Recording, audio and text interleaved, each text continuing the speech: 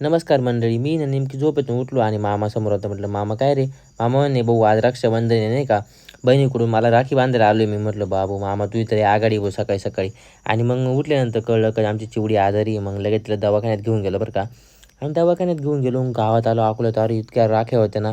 मग लगेच वहिनीने राखी घेतली आणि वहिनीचं गिफ्ट वगैरे घेतलं. त्यानंतर मग आहे ना, आम्ही भेळ बांधून घेऊ म्हटलं, चला घरी जाऊन खाऊ सगळे नाही का. मग भेळ बांधून घेतली आणि घरी आलो तर मग लगेच रक्षाबंधन याची तयारी चालू केली. कारण की मुहूर्त नाही का, आपल्या लोकांकडे कसं असतं मुहूर्त. आणि हे ज्या वस्तू दिल्या पाहिजेत ना, म्हणजे त्यांनी त्याचा उपयोग होईल अशाच गिफ्टमध्ये द्या. तर तसंच मी सगळ्यांना गिफ्ट दिलं प्रत्येकाला बरं का. आणि मग हा छोट्या-छोट्या मुलींचा लय आनंद असतो बाबा. कारण की त्यांना ना ₹50-50 किंवा ₹10-10, ₹20 भेटतात आणि त्यांना लय आनंद होतो बरं का.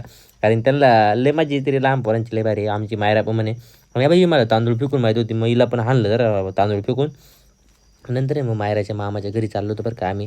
कारण कसं तिकडं पण रक्षाबंधन साजरं करायचं होतं नाही का. आणि मग आपण आलो कॅनोलच्या कडाने. कारण कसं गावात आहे ना एकदम गर्दी होती. मग इथं पोहोचलो बरं का. पोहोचल्यानंतर कसं मुहूर्त मग तिकडं पण लगेच त्यांचं पण मस्त मामाचं हे झालं. रक्षाबंधन साजरा केला. त्यानंतर मी गावात आलो बरं का. कारण की आज आहे ना जागतिक आदिवासी दिन आहे आणि इतकी गर्दी आणि इतका छान कार्यक्रम झाले ना. पण ते कार्यक्रम करून घरी आलो ना, आपली ओमनी बंद पडली होती. मग तिला धक्का स्टार्ट करून आहे ना मस्तपैकी घरी आणून लावून दिली बरं का. मग कसा वाटला व्लॉग